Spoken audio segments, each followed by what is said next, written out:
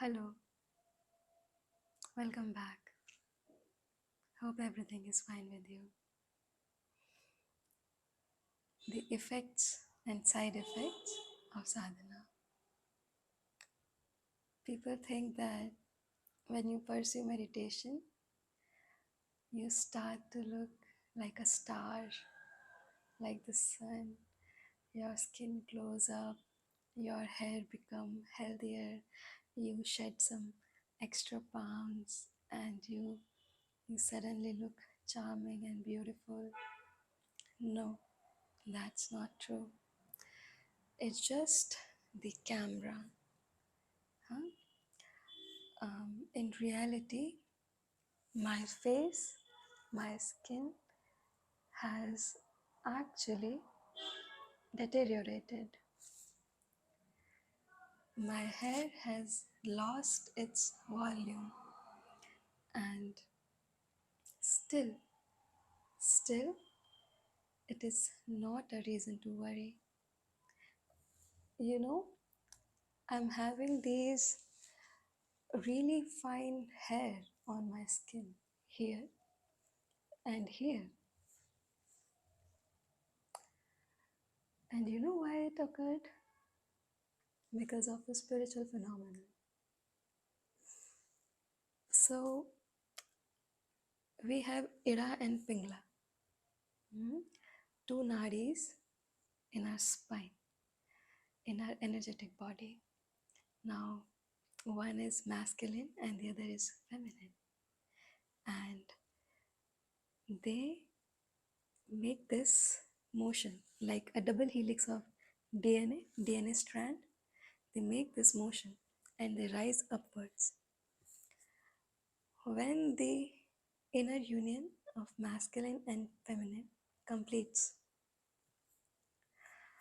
if it is being completed in a woman's body, the woman becomes whole and she attains her divine masculinity. Now, she already is feminine. She also attained divine masculinity. She has become whole. Now, she actually doesn't require anything from samsara. Nothing at all. Not even people. This is utmost level of autonomy. Here, at this point, you are in the position to give. You are not taking. So, this hair is a badge of honor that the union is complete, that you have attained peace from within. Because just as masculines and feminines are fighting in samsara for dominance, for control, within us, these two polarities, they are fighting as well. And once you can come to that point where you actually attain the union, you have released yourself from this trap. And now, when the union is achieved, Kundalini from the Sushumna Nadi can rise upwards. It is your vital life force. And when this process gets completed in a man's body, you remember Ramakrishna Paramhamsa, he started experiencing, he started mensurating from his body. And Maharshi, when he became self-realized at the age of 16, his body actually became softer because now the masculine frame is not required. Now, at the age when puberty strikes, Maharshi became self-realized. So what happened? he became softer. So you can read about this instance in his conversations with his childhood friend Rangan. So where Maharshi and Rangan are inside a pool, and Maharshi kicks Rangan on his thigh as he used to do when they were children. And Rangan says that Bhagwan, has something occurred? Now your kicks are not as strong as before. And Maharshi says, now there is no requirement for strength. Maharshi replies in this manner. So he is implying that he doesn't require the masculine frame, the functions of masculinity. So his body has become softer because he has attained divine femininity. So now he is the mother and he is the father. He is both. He is Bhagwan.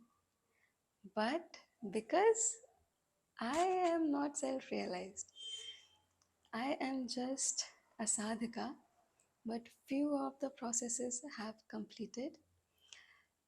This has occurred, and my polarities are now in union. So, when this happens, you actually become detached. You, if something's there, it's fine. If it's not there, it's fine. You are on your way. You're minding your business. You're doing what you're supposed to do, and that's enough. So it gives you peace, and peace cannot be attained without this union. So Kundalini, when it's sitting on the base chakra, which is root chakra, the individual shows aggression, shows signs of violence, hostility towards others. When his Kundalini is trapped only in the base chakra, when it rises upwards, he becomes sexual. He starts to have attraction towards the opposite gender or the same gender nowadays, whatever it is. Then it proceeds further, climbs up till the solar plexus, Nabhi chakra, and then the individual becomes ambitious. No, I want to make my place in this world. I want to earn my name. I want to prove myself that if I'm born on this planet, I'm here to do something. Then, when it rises up, you reach the heart center. We are not talking about the spiritual heart, we are talking about the heart chakra. Here is heart chakra, and just 2 inches to the right, 2 inches to the right, it is Sphurna, source. This is the spiritual heart here. So when Kundalini rises till here to the throat chakra, now you are entering Sattvaguna. This is Sattvaguna. Throat chakra, third eye chakra, crown chakra. Lower 3 chakras were Tamoguna. Heart center is Rajas. So when Kundalini enters throat chakra, third eye chakra, crown chakra, what actually happens is your polarities are balancing. So what happens is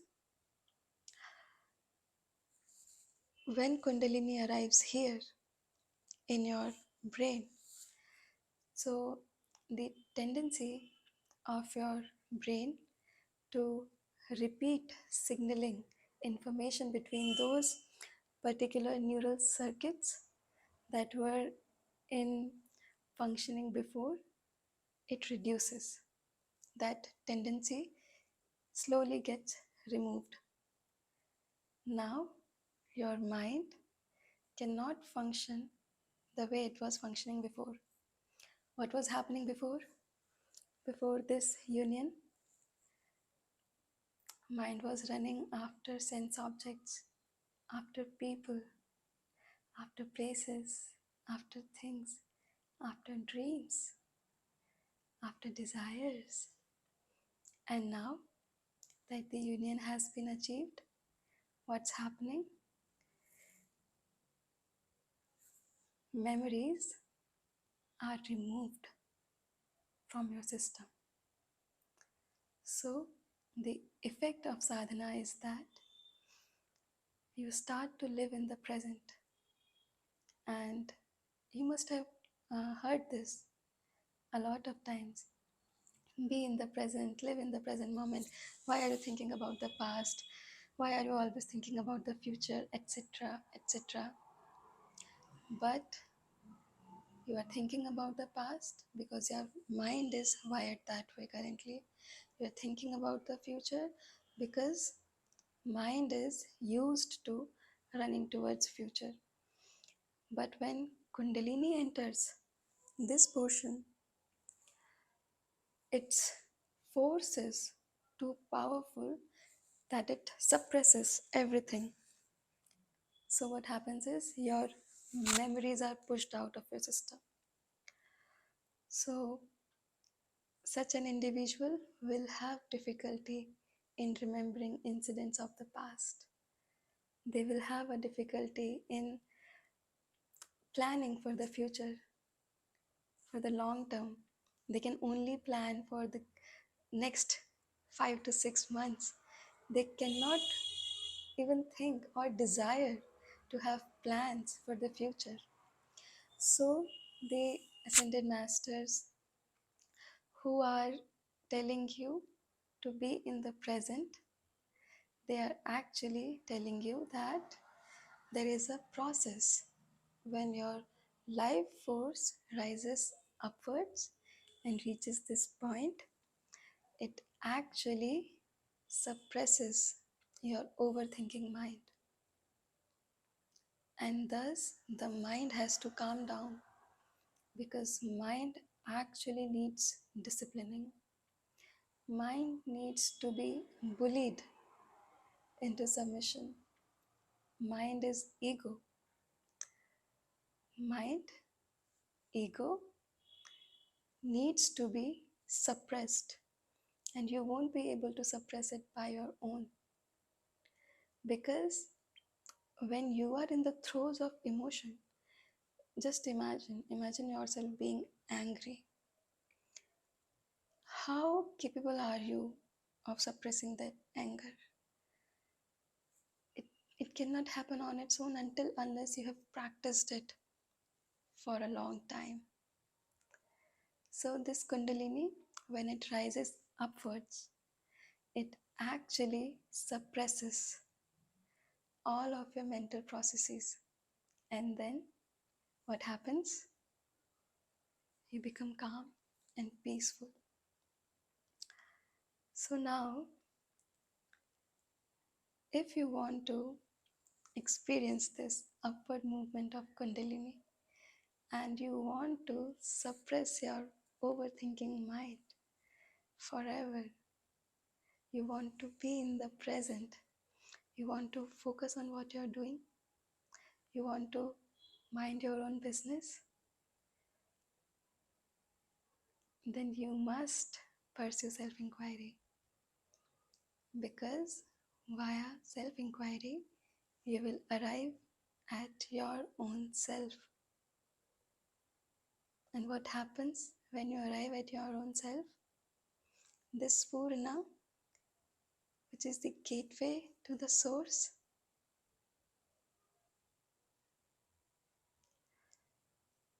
it is actually beyond all 7 chakras. Spurna is the supreme authority. There is nothing higher than Spurna.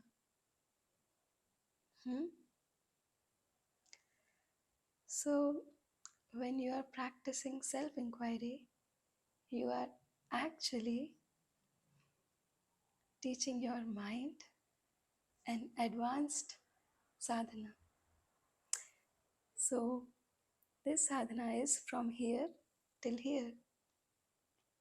Via self inquiry, your mind travels from third eye chakra, descends from the Amruta Nadi, arrives at spiritual heart, gets annihilated by the spiritual heart, and the individual enters samadhi. Now, there are different types of samadhis, and we are currently talking about Sahaj Samadhi. Sahaj Samadhi is your natural state. It is the natural state of every being. So, this thinking mind is actually a false entity. Otherwise, why would uh, why would you keep on criticizing yourself all the day? Why would you keep on comparing yourself to others? If this mind was really you,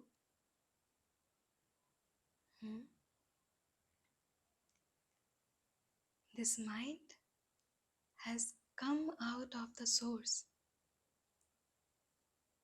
It has risen from the source. And every night when you sleep and you fall into deep sleep, the mind again travels back from the same Amruta Nadi. It travels back to the source. That is the state of deep sleep. It's relaxing because the mind goes into the source temporarily. This is what Maharshi has explained. And from the, I think from the first Monday of April, we will start reading Maharshi's teachings. And from there, we will pick up on these concepts and we will hone in our understanding that these mind, body, samsara, everything is actually unreal. So every night when you sleep, you are actually sleeping in the arms of Brahman, like a small baby, like a child. And that is why when you wake up from deep sleep, you feel rejuvenated. You feel relaxed, energized, and you gain the tolerance to go one more day in samsara. Just imagine that you're trying to sleep one night and you cannot experience deep sleep. What will happen is mind will keep on dreaming and dreaming and dreaming.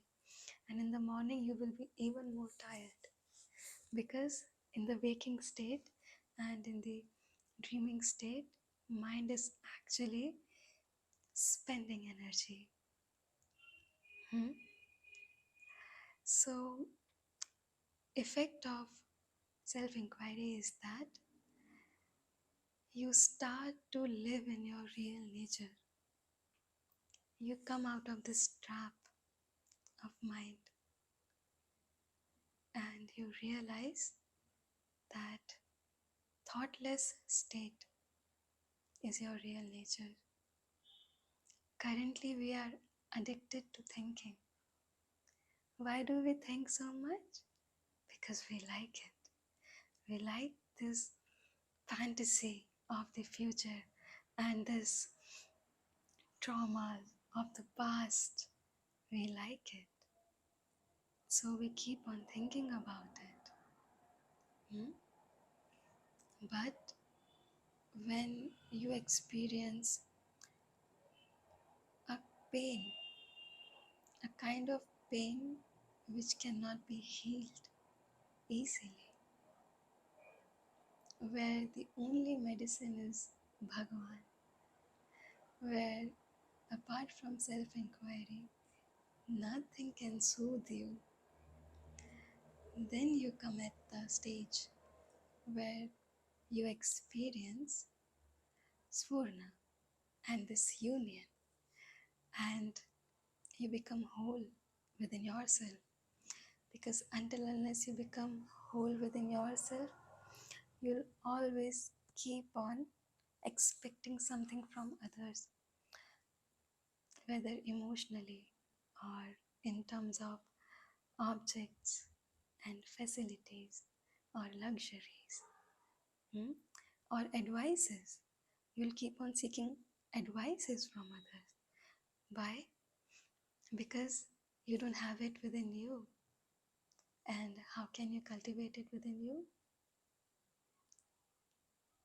By understanding that this mind is not real. There is nothing wrong with you. Nothing is wrong with you. You just have to understand that your real nature is actually the state of samadhi. And this is Sahaj Samadhi. So, Raman Maharishi was always established in Sahaja Avastha, where he was always in Samadhi. There are other types of Samadhis as well. There is Savikalpa, there is Nirvikalpa, and there are some other types as well. But in these types, individual is seated at one place with closed eyes and is absorbed in Brahman. So imagine that someday I fall into Nirvikalpa. What will happen then? How is Nirvikalpa? How is my Nirvikalpa helpful to you? It is not. It is not at all helpful. Because when I was in Samadhi, my eyes were closed. I was unresponsive to you and to the world. So I couldn't help you. I couldn't relay information from Brahman to you. And the moment I came out of Samadhi, why did I come out of it? Because vasanas again rose up. So the individual, because the mind again rose up. And what is mind? Mind is vasana. Mind is full of vasanas. Mind itself is a kind of vasana. So what happens is, mind rose up. So Brahman kicked it outside. You're not pure anymore. I can't allow you to spend more time with me. Go away. So mind will now come outside of Samadhi. And now that I am out of Samadhi, how am I helpful to you? I am not. I am not. Because right after coming out of Samadhi, I am just like you, full of vasana. So the only person, the only individual who is any help to us is an individual who is always in Samadhi, which is Sahaj Samadhi. Sri Raman Maharishi was always established in Sahaj Avastha. And so, you must understand that in order to arrive at this point, you will lose a lot. You will lose tremendously. So, when the union occurs of masculine and feminine polarity within you, what happens is you conceive energy. You can look at any ascended master, any one of them. Their stomach is always out. You will never see them with a, six-pack ab or a very thin, lean figure. No. Their entire body will be thin. And this stomach is protruding out like anything. It is because there is energy. Ascended masters, now that they have balanced all the polarities, they are actually the bride of samsara. So, just like a man protects his wife when he is newly married, he sits alongside with her like a stick in his hand, like a chaudhary who is looking at my wife. Samsara too protects ascended masters. So, after arriving at this point, there is no failure, there is no defeat, there is nothing stopping you. You are the embodiment of divine will. You are a powerful manifester. This is what Maharshi said. Jnanis, self-realized beings, are really powerful. They can manifest anything. However, they do not use sankalpa to manifest. This is their beauty. They manifest without manifesting. So, normally what happens is, you will be manifesting, consciously thinking, fantasizing, daydreaming. But an ascended master, he doesn't have to use these techniques. His will is divine and will be respected. Maharshi even says that self-realized beings do not even have a will. There are divine forces all around them. And whatever needs to be done will be done. So, the reason why these polarities come together is because the individual now becomes eligible to provide instruction to everyone that he is surrounded with. The individual can see the blockages and also possess the intelligence, the wisdom to remove them. Because now that the vital force has reached the crown, now that the Sphurna is working in full force, the individual can actually heal. He can set your wavelength, he can take away your pain and put you in a state of relaxation immediately. Just by coming in contact with such beings, your Kundalini starts to rise upwards. This is the power of Satsanga, association with holy men.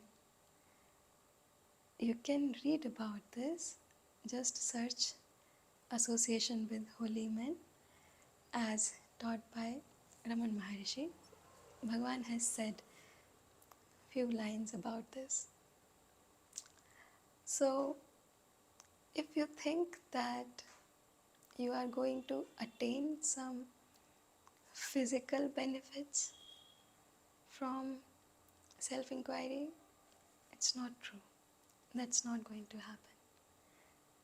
You are only going to lose, because your body parts will start failing you. That is samsara's way of stopping you from ascension. You will have psychic attacks, you will experience all sorts of tragedies, and you will be expected to move forward in spite of these tragedies, because nothing is real. Then why do you worry if nothing is real? If nothing is real, how come you cry over situations? How come you cry over objects when nothing is real? So much work is there to be done, and you are here worrying and panting about trivial events of daily life. Why are you worrying when you yourself said that nothing is real? So, when you invoke Kundalini and it arrives to the crown, even if not all of your chakras are completely free of blockages, even if all of your chakras are not completely free of blockages, still you will have the courage to move forward.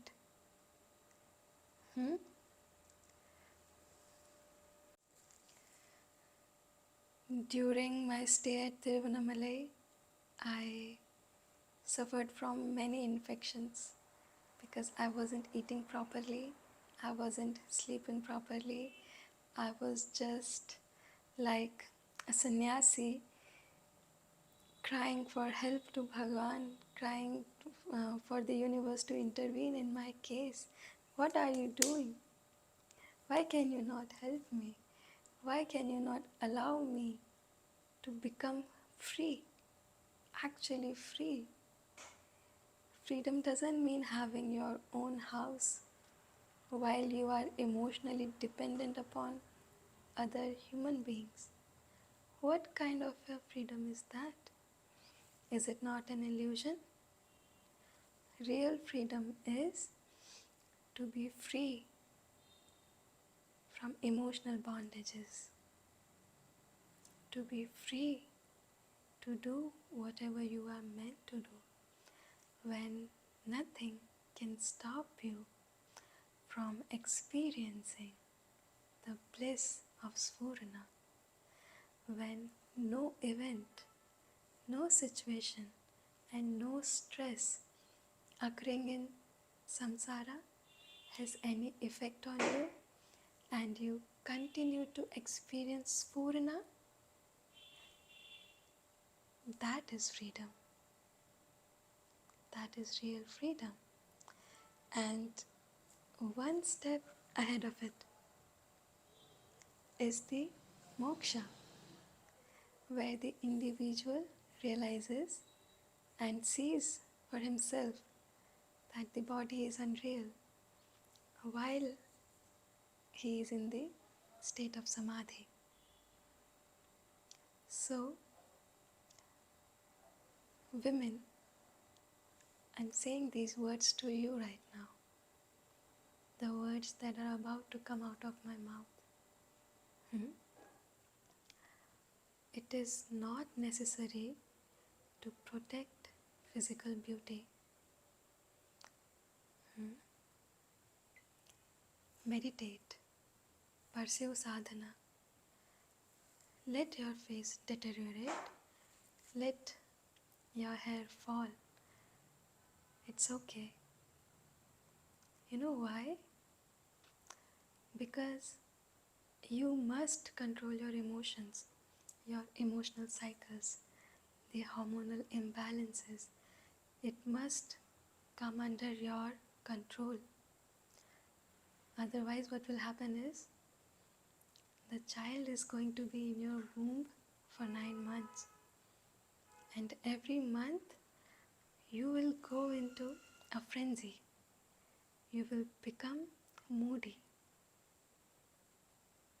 and those emotions, that turbulence, that distortion will be absorbed by the child. So when he comes into samsara, the child, is already tainted with sadness, with pain. What kind of a life are we giving to our... Yeah, I'm sorry, I just get very emotional on this subject. What kind of a life are we giving to the next generation? And on top of that, we have started to say that it is my right to be angry when I have periods. No, it's not your right to be angry at anyone at any given point of time. You must control your emotions, because actually samsara is controlling you via your emotions. You know how much violence is occurring? Your raw emotions are being siphoned from you. You don't know about this, right? I will explain it to you. How your life force is being sucked out of you only because you are not in control of your life force. So you must understand that developing a mindset where you are happy all the time is mandatory to raise a healthier generation. A generation which is not already broken-hearted, so that we can give birth to ascended masters. The ones who are already born with wisdom, star seeds. So you must understand that these biological phenomena, they are not an excuse to dump your emotions onto men or other humans that are around you. You must understand this. Before you hit menopause,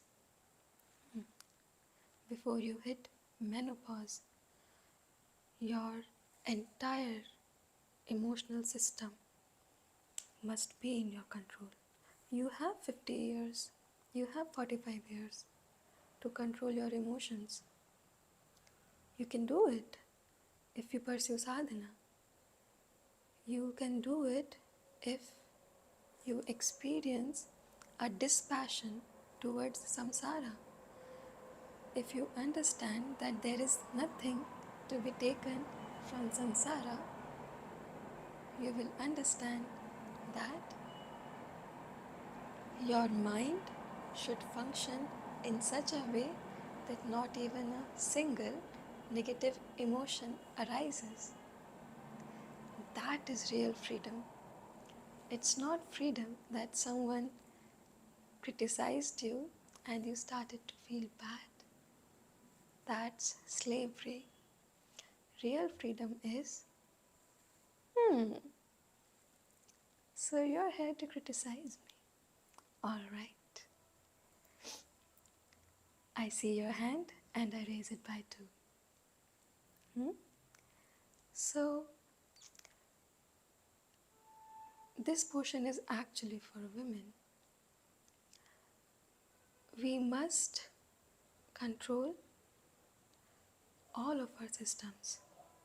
Otherwise, they are being controlled by men who are being controlled by, I don't know what, stupidity, ignorance. So, if you want to lead the generation out of this spiritual crisis, focus on yourself and understand that physical beauty will cease to exist once you reach 35 years of age, 40 years of age, if you're too lucky. But the emotional beauty, your ability to be compassionate, to be loving, to be kind, and the wisdom you attain on this path of sadhana, it will always be with you, and you will always be able to stabilize everyone who is around you, even if they are going through mess, even if they don't know how to make sense of their life. You will know how to help them. So, you must understand this. Otherwise, you will always be a slave without even knowing you are a slave. And men, I want you to understand that unless you become wise, unless you attain wisdom, you cannot expect a woman to submit herself to you and to accept you as a man, to accept your leadership, because where are you going to lead her to? Towards destruction? Because you don't know which way to go. You have no idea. Your absolutely vacuous mind is unable to comprehend what to do in samsara. So, what are you going to do with this lady who submits herself to you? How are you going to lead her towards progress and ascension, towards prosperity and abundance? First, attain wisdom. First, become a man, and then expect to be in a leadership position. Till the time you become a man, women are here to lead you. No matter how out of control we are still intact. We are still thinking for ourselves. And so, men and women, this war of gender which is going on everywhere, it can only stop when there is an intervention from ascended masters. Otherwise, half of you will contain the red pill, other half of you will contain the blue pill. You will keep on fighting with each other. You will destroy each other without even understanding that you were all supposed to arrive at unconditional love. Only your pathways were different. One uses Gyan Marga to arrive at unconditional love.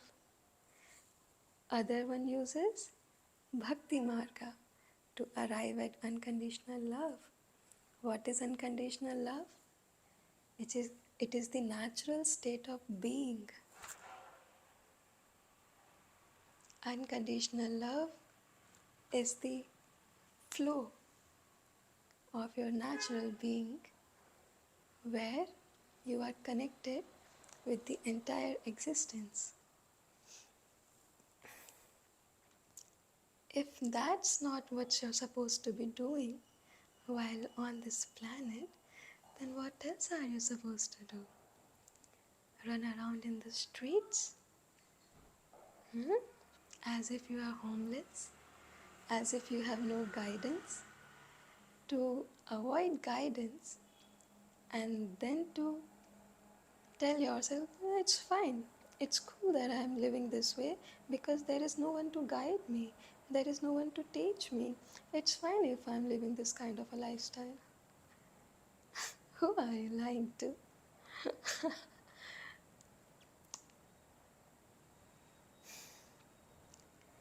So, body will deteriorate.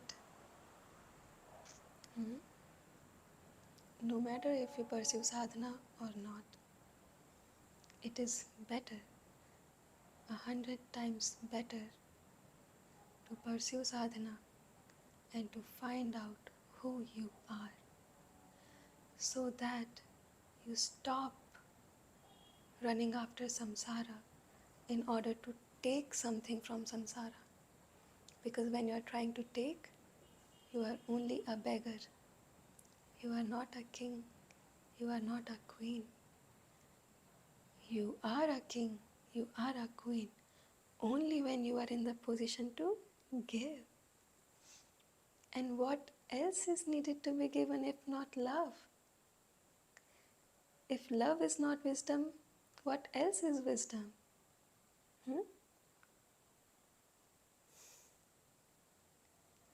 On the path of sadhana, you will experience diseases, you will experience infections, you will experience insanity. But are you not experiencing all this even now? Are you being respected everywhere, in every sphere of society? No. It is always better to lose respect temporarily in order to attain respect permanently. It is always better. So be willing to attain absolute freedom. Absolute freedom from even the circumstances. Just earning money and bearing your own expenses doesn't mean you are free. Freedom is freedom from emotional reactions.